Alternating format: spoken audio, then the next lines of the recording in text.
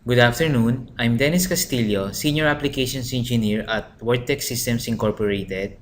Today, I'll be discussing to you on how end users could access the subscription center portal of Autodesk.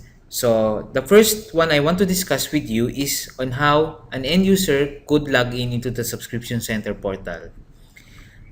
Usually, when an end user has a license of an Autodesk product which is under subscription, the contract manager readily receives a welcome email just like this one.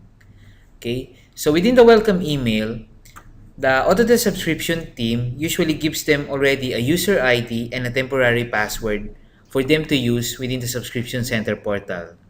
But there are times when the contract manager overlook this kind of an email, and sometimes it's get lost within their email.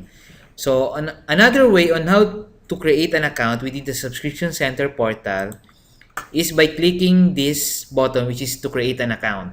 So by clicking this button on how to create an account, an end user just have to specify their serial number, which is under subscription, and click the submit button, and the contract manager will automatically receive that same email wherein the Autodesk subscription team will give them their user ID and a temporary password. So upon receiving their user ID and the password, you just have to type it in here